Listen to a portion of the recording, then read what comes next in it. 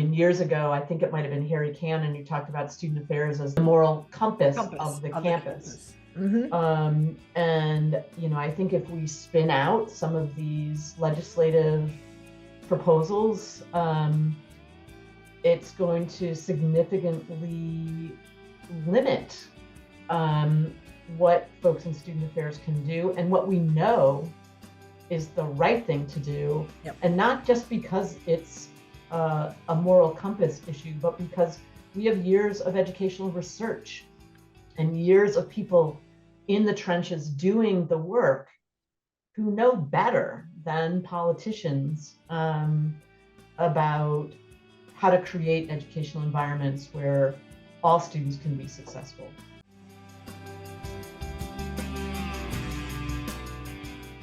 Hello, and welcome to Student Affairs Now. I'm Rochelle Pope, your host.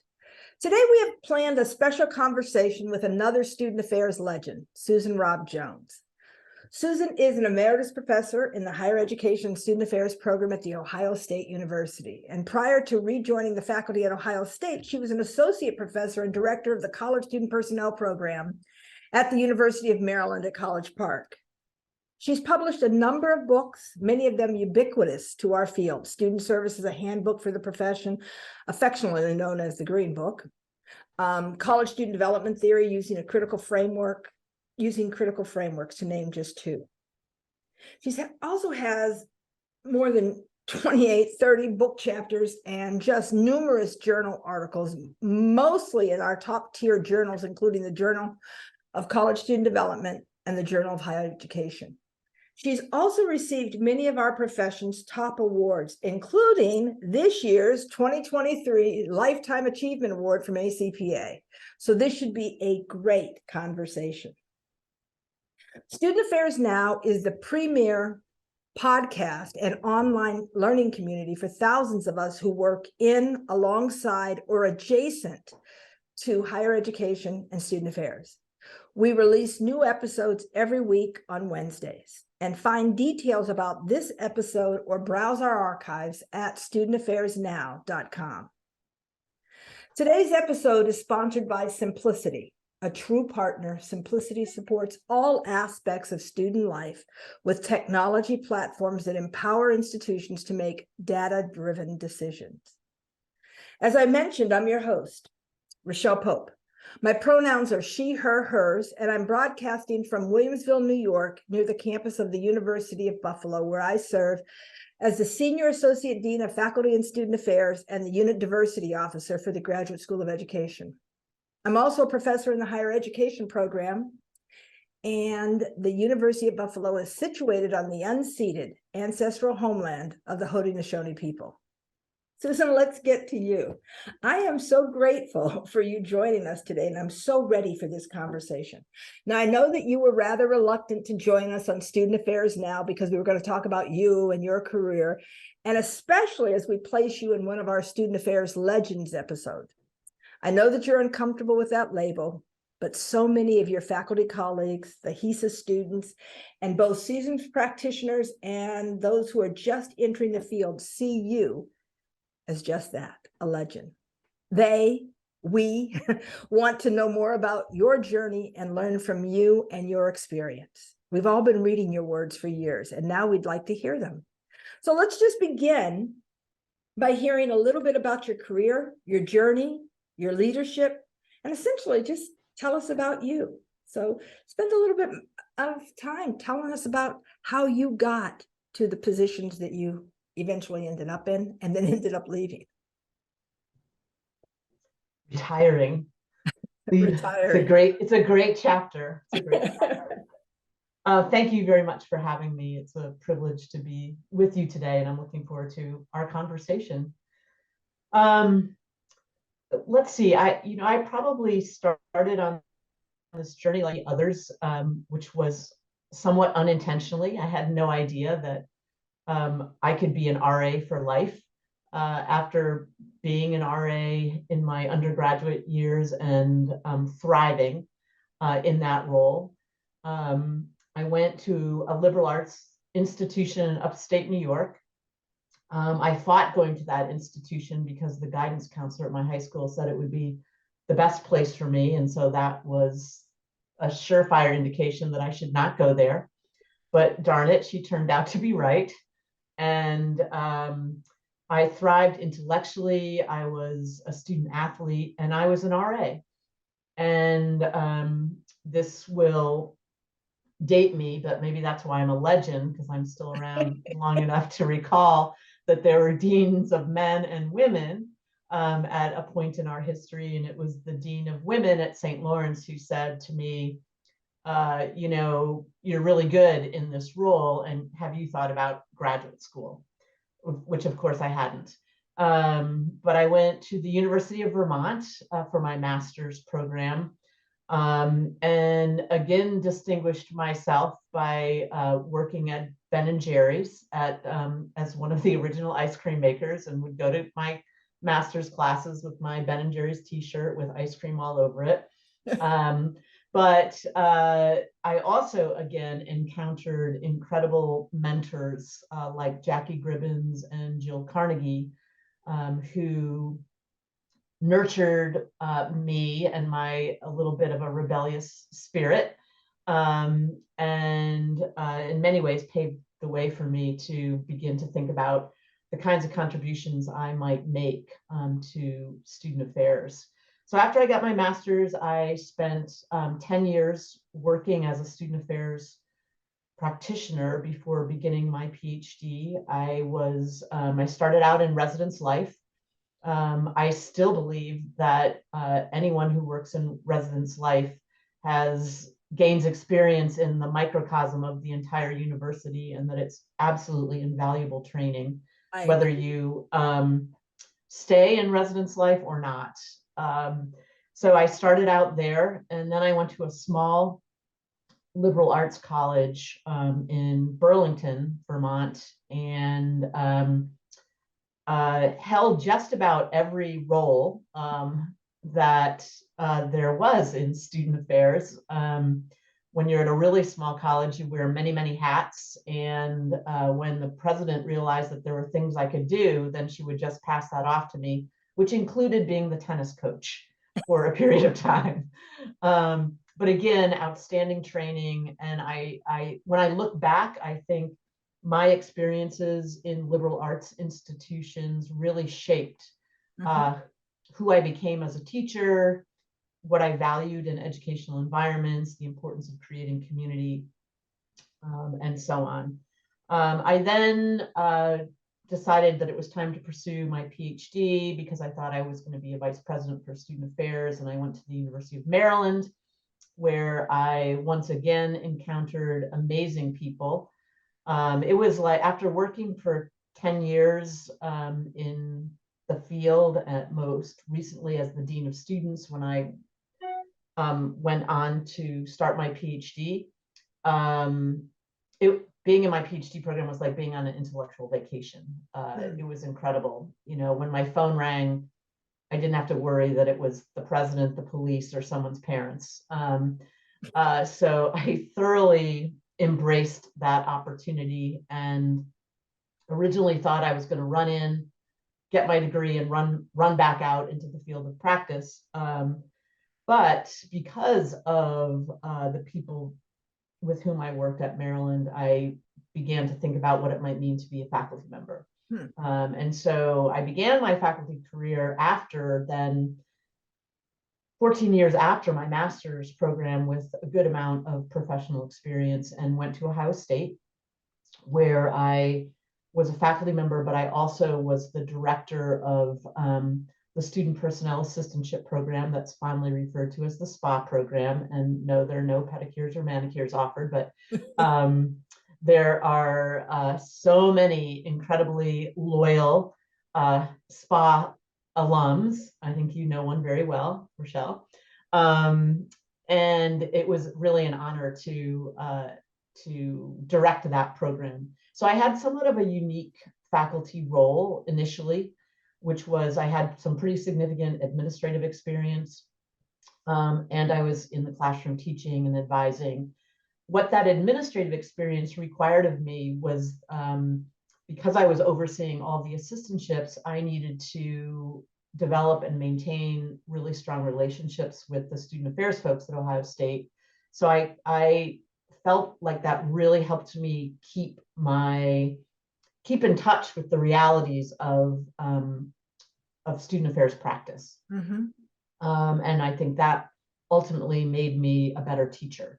That when I was in the classroom and students were asking, like, what are the applications to practice of this theory or that theory, that I could draw from the realities of campus life to try to make those connections. Mm-hmm. I went back to the University of Maryland for 5 years, and then returned to Ohio State. So I've really just been to Ohio State and Maryland, back and forth, back and forth. And then, as you alluded to, I retired from Ohio State. It's been 2 years now. Hard to believe. Yeah, very hard to believe. So I think those are the high points, just in terms of where I've been and what I've done. Well, it's amazing with me even knowing that journey, but I think there's some parts that you left out. Susan, one of the ways in which people know you is through your writing.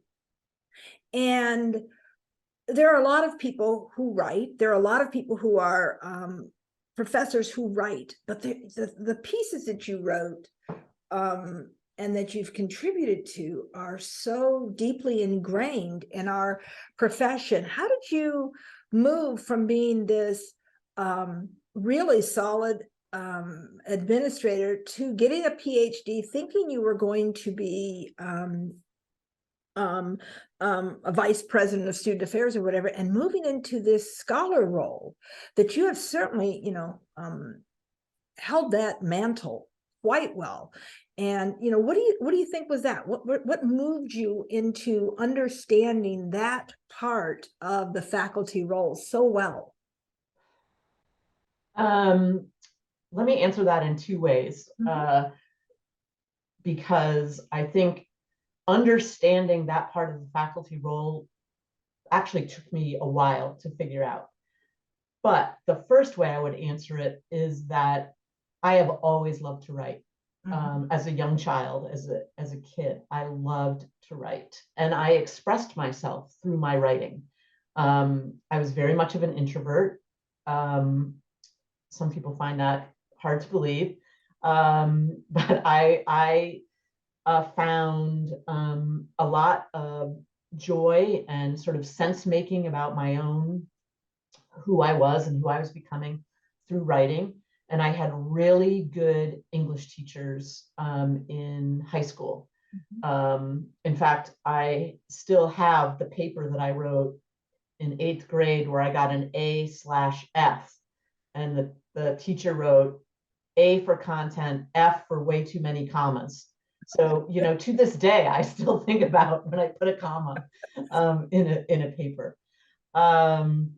So the writing part of it felt like coming home for me. The expressing myself, the working out of ideas, and solving problems felt very natural to me.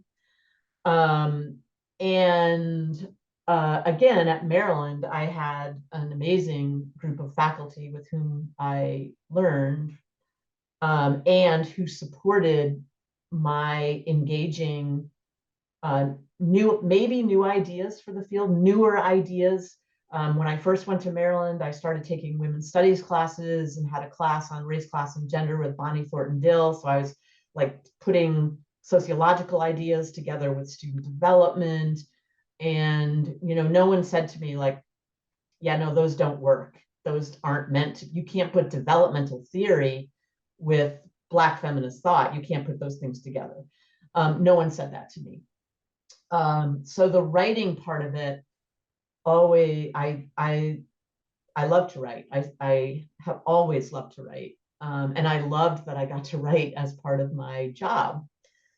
The politics of faculty life, or what it meant to be successful as a faculty member, took me some time. And at the risk of being, very blunt, when I first became a tenured faculty member, I had this realization one day that, in student affairs practice, you need to develop relationships with people to be successful. You need to kind of get along with people to be successful. You need to work with others to be successful.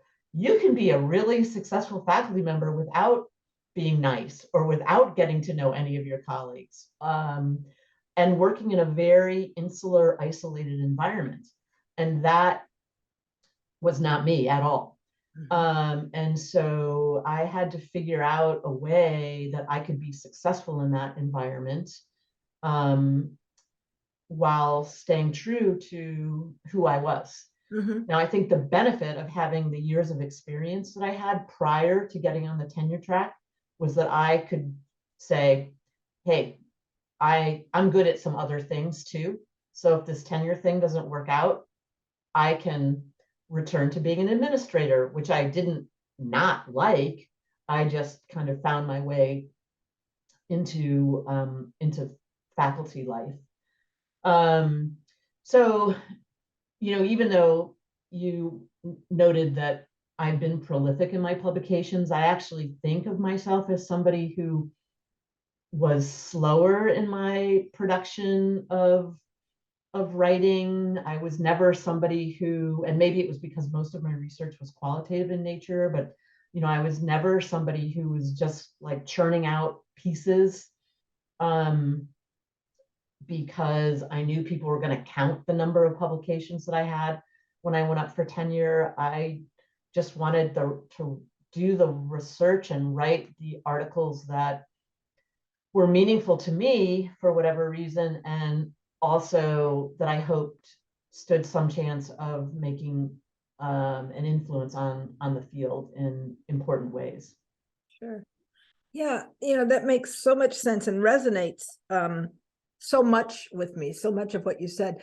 But the one thing that I think we might want to clarify for some of the folks who weren't around at the time when it was a surprise to you, or not a surprise, but it was that no one said to you, oh, you can't bring Black studies or women's studies into this work of student affairs, that there was a time when there was, when looking at issues of race and gender and all of those kinds of things, the things that we see as so central right now, were not easily brought in.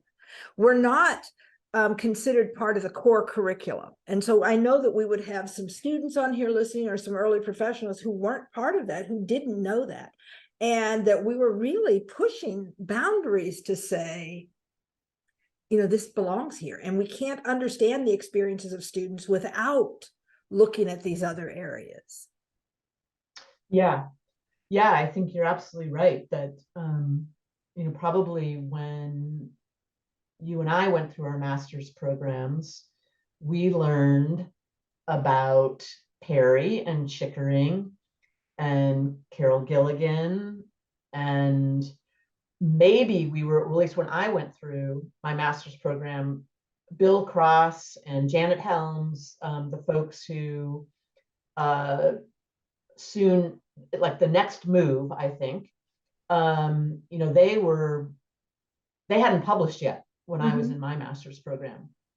But even when they were publishing, we weren't bringing, at least in my view, we weren't putting into conversation with one another the Black racial identity theories with student development theories. Right. And so, many of us learn those as sort of discrete bodies of knowledge. And, as I know you're aware, my dissertation really asked the question, globally, like, what happens if we do put them into conversation with one another? What might identity look like if you take into account race and social class and religion and sexual identity?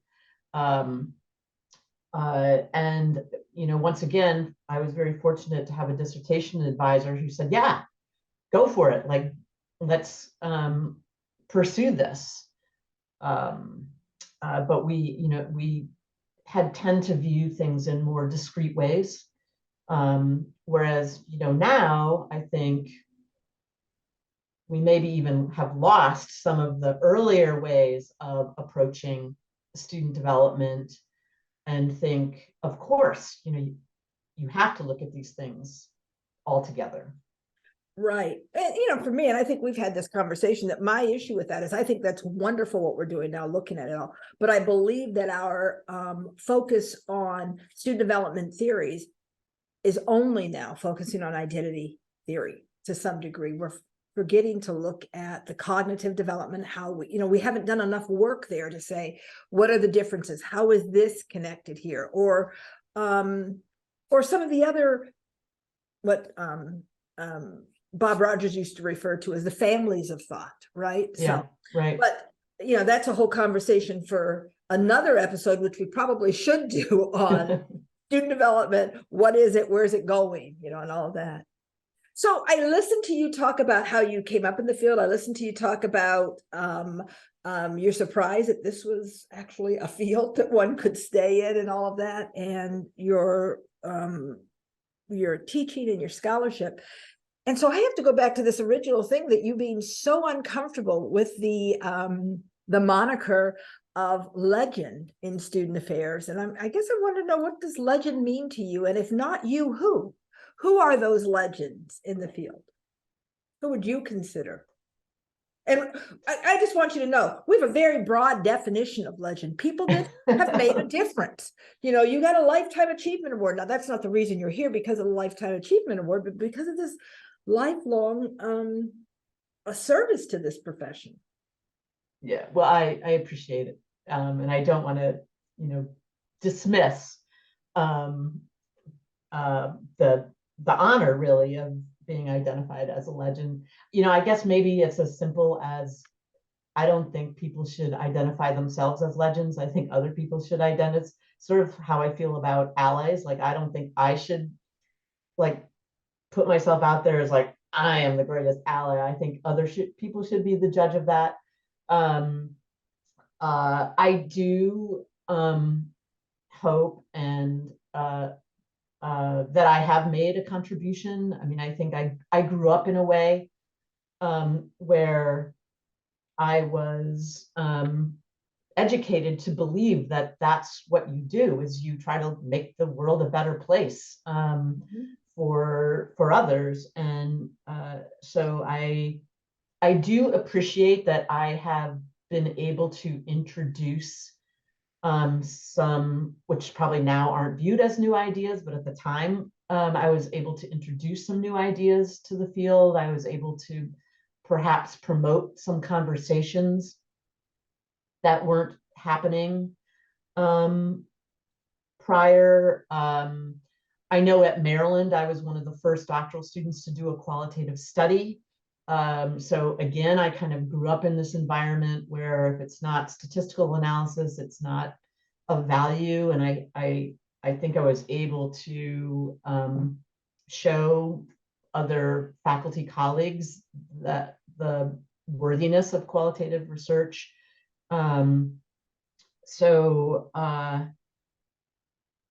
In many ways, the questions that I pursued, starting with my dissertation, were questions that I had for myself.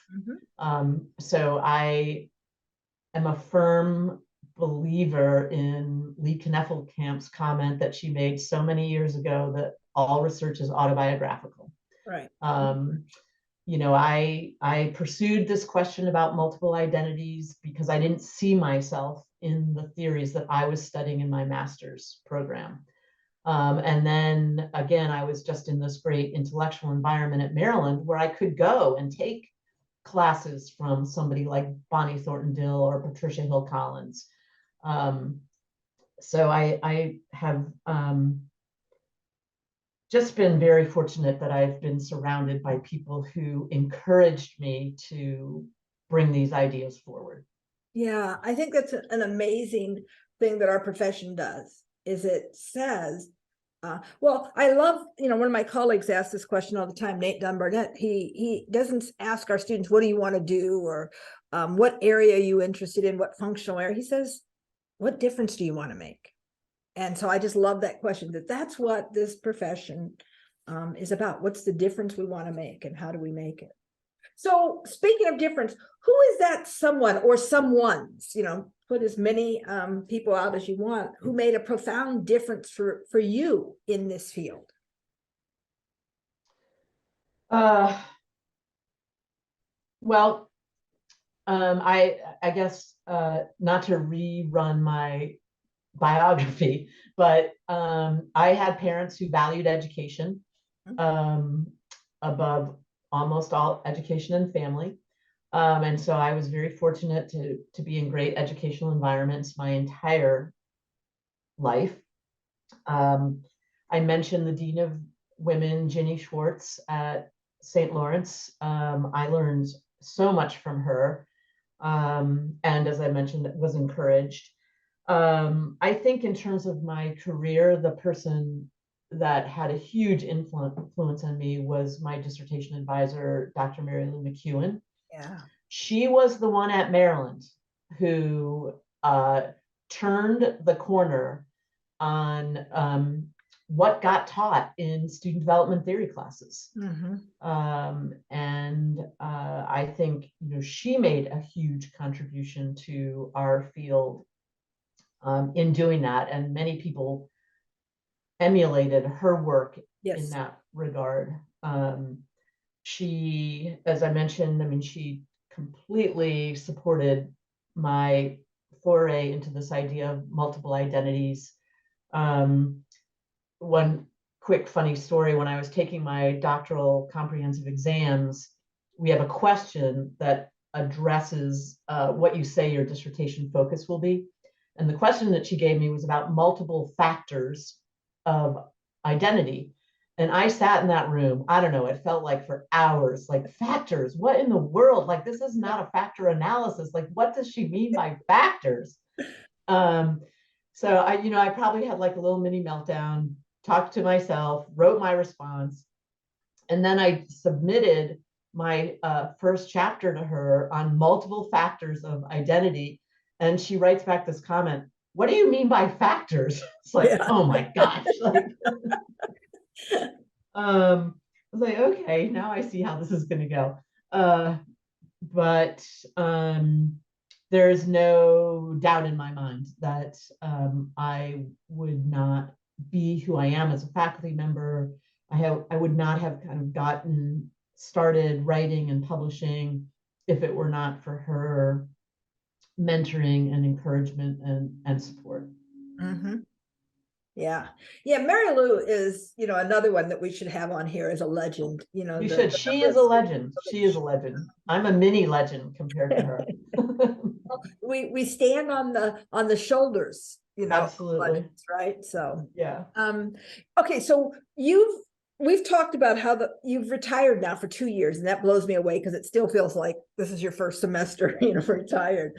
Yeah. But we've talked about this, and you look at this long arc of your career. What's something that's important that you don't want to get lost in our work or in our profession? As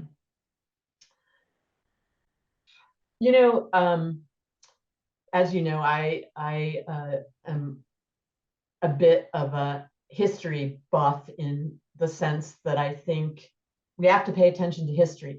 We have to learn from the mistakes of history. We have to understand history in order to understand what's happening now and how to move forward. And I've been thinking lately about, and I guess I should also say that, most of my research has been about college students, less about the institutional environment, although they're related. So I've been thinking about the beginning of our profession and the historical commitment to the whole student. Right. And what that means now, what that looks like now, what setting students up for success looks like now. We used to always say you have to meet students where they are. Like, what does that mean now? And if we think about this from a theoretical perspective, which again was where my head was a lot, we kind of started with this whole student with the assumption that if we knew some things, we could generalize it to everybody. and it fit for all students. And then we sort of took the student apart and looked at them discretely in terms of cognitive development and psychosocial and racial identity. And then we have sort of theoretically put the student back together again, if you will, with looking at social identities, self-authorship, some might argue is a holistic theory. And I worry that given what's happening institutionally, what's happening in terms of external influences on institutions of higher education, that we are losing sight of this commitment to the whole student and how that ought to be driving policies, practices, areas of emphasis in terms of institutional goals and outcomes. Yeah. I think about the external forces, the internal forces, what we don't know enough about. And instead of racing towards what we don't know enough about to learn, that there is this hesitation to move forward. But we have some amazing guiding documents. Yes. If we took the time to go back to and remember, I think about the student personnel point of view, right? Which is now, I think Denny Roberts said it in his interview that we did with him, that, the document has some dated language in it, even talking about student personnel, people aren't real clear on what that means. But if we could just move past some of that, it does return us to that which was most important, the student. Yeah. Our attempts to provide spaces for students to learn, grow, and develop. So yeah, I think that would be really powerful. What do you think's ahead for us in the profession? Where are the places you have hope for us, and where are those places where you have some fear around the profession in particular, more so than higher ed, but the student affairs profession? Let me start with fears, I guess. And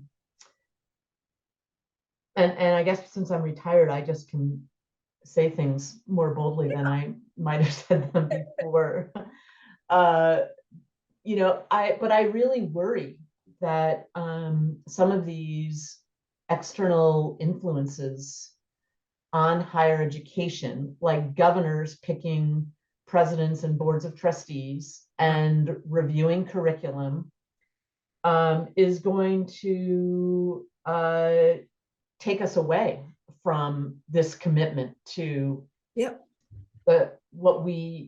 what I think people in student affairs believe is the core mission of higher education. I think it could unravel years of work that folks in student affairs have been doing. I'm thinking particularly, years ago, I think it might have been Harry Cannon who talked about student affairs as the moral campus. The moral compass of the campus. And I think if we spin out some of these legislative proposals, it's going to significantly limit what folks in student affairs can do, and what we know is the right thing to do. And not just because it's a moral compass issue, but because we have years of educational research and years of people in the trenches doing the work who know better than politicians about how to create educational environments where all students can be successful. I think COVID is a game changer for higher education. I don't know that higher education will ever be the same as it was. And in some ways, maybe that's a good thing. But I think that if student affairs folks were feeling tired before COVID, they're completely exhausted now. The whole doing less is more mantra is, people are going to get tapped out. And I think we do see that in our profession, that people are leaving the profession. So, I guess I just worry that policies and practices are going to be promoted and driven by people who don't have the knowledge that we do. That's right. Um, Driven from these personal opinions or what they see as moral and right. And I love that you added that, wait a minute, it's not just because we think it's moral and right, it's what our research is telling us. Our research right. has shown us that this is what makes a difference. Yeah. These are the ways in which folks that environments are created so that students can learn, and that's all students, not the ones who don't need us to begin with to learn, right? Yeah. Yeah. I mean, we are the experts and we need That's to right. think about ourselves that way. And that this is not a new problem. I mean, I think No. as long as I've been in the field, I think student affairs on many campuses has been trying to demonstrate to the rest of the campus that we are professionals, that we're trained, we're educated. There's a knowledge base that undergirds our practice. Um, and I think that's still going on. Uh, and that student affairs, academic affairs divide, I think it still exists. Um, I see on campuses now academic affairs taking on what had been the purview of student affairs. Which had been the purview of academic affairs 100 years ago or whatever. Right. Yeah. So you and I have had this conversation, like, is this new or is this like the next iteration of what we've experienced before? Right. And I've been thinking about that. And I think it's both and. Like, I think Yeah. there are some new things. I don't think any of us have been through something like COVID before. And I think some of these problems or challenges have been around for a long time and they've been ramped up because Yes. of COVID. Right. Ramped up because of COVID and the parallel, well, maybe they're connected, pandemic, or the newer version of the racial reckoning that we're in the midst of Yes. right now, and them happening together in such big, profound, and prolific ways, I think are making a difference. Yeah. And I think both of those are impacted by these politically driven agendas that are Yep. coming at institutions from outside. Yep, you're right. Yeah, I agree with you there. I was thinking about it, we started off by mentioning some of the things and reminding, or at least explaining for people who are newer to the field that, oh, it didn't exist this way before, or yeah, you wouldn't believe it, but this is how we used to teach this, or how we used to. And I'm wondering, again, you've been in the field for a while, I've been right behind you. What are some of the most significant changes that you've seen in higher ed or in student affairs over the course of your career? What are some of those things that stand out for you? Well, I mean, so I mentioned COVID, that definitely is one. I was, my very last semester teaching was spring semester of 2020. So I thought I was going to get through my academic career without ever having to teach online, and I didn't make it. Yep. But I think that relates to maybe, I think I would say this, the biggest change has got to be technology. Yeah. If I go way back, the way that you would solve problems or communicate with others on campus is that you would type them a memo and put it in campus mail, or maybe you would pick up the phone and call them. Or if it was really important, you would wander down to their office. Right. Just from a communication standpoint, I think technology has changed so much. I think technology and social media have changed so much in terms of the lives of our students. Sure. I think several people have written about this now, that students coming to our campuses expect from campuses what they can get via their smartphones, music, food, entertainment, relationships, and that has changed the interpersonal dynamic on campuses, I think. And then the whole question of virtual learning. And, I think the pandemic showed us that online learning does not mean Zoom, that you teach via Zoom, that there's so much more involved with creating active learning environments via technology and different platforms. So I don't think that's going to go away. And hopefully we can, rein in the best that technology has to offer without, my opinion, turning everything over to a virtual campus. Right. Right. The pluses about technology, I get to, when I think about listening to music, I get to listen to the kind of music I want when I want to listen to it. The downside of that is that we have a much more fragmented shared experience of music. I mean, I remember the days of driving down in your car with the windows rolled down, you're listening to the station, the person next to you is listening, you're both singing together, right? That's the shared experience. That was a shared experience. And we all knew what the top songs were, and now it's so different. So I think education's that way. If I get everything from my phone, my advising, my this, because I can read it myself, my experience on the campus is different than the student next to me. And so we've got to figure out some way of being able to harness that technology in such a way that we have enough of it that's shared so that we're still together and in community. I think that changes a lot. So,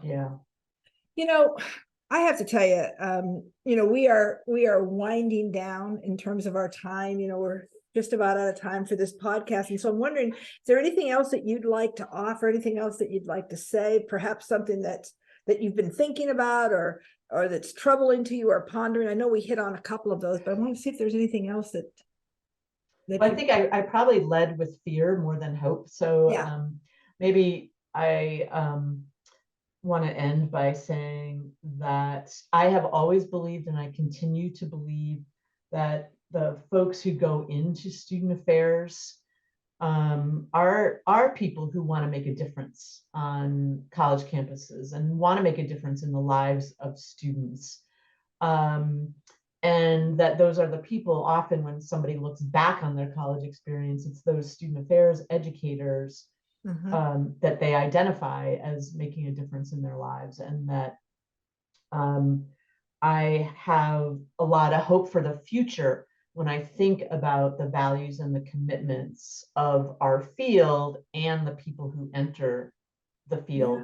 And that's not to say that we don't have more work to do. Particularly like putting into practice what we know. But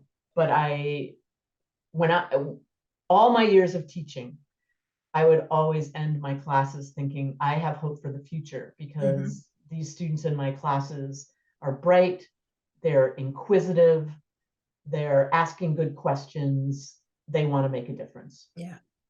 Yeah, I do love ending on that hope, because that's true. It's true at the end of every semester. It's true at the end of every year. And it's true at the beginning of the year when we're just starting out and we see it. So, this has been terrific. I really want to thank you for sharing about yourself, sharing your thoughts with us, and your contributions. And I really appreciate you doing it, knowing that it wasn't your ideal goal. You tried to talk me out of it so many different ways, but I appreciate your being here. I also want to thank our sponsor. For your persistence. Yeah. That is me, persistent. I want to also thank our sponsor of today's episode, Simplicity. Simplicity is the global leader in student affairs service technology platforms with state-of-the-art technology that empowers institutions to make data-driven decisions specific to their goals. A true partner to the institution, Simplicity supports all aspects of student life, including but not limited to career services and development, student conduct and well-being, student success and accessibility services. To learn more, visit simplicity.com or connect with them on Facebook, Twitter, and LinkedIn. Hey, a huge shout out to our producer, Natalie Ambrosi, who does all of the behind the scenes work to make us look and sound good. And if you found today's content useful, please let us know by giving us a 5-star rating or write a review on iTunes. This really helps us. I'm Rochelle Pope. Thanks again to Susan Jones and to everyone who's watching or listening. Hey, look, make the rest of this a great week.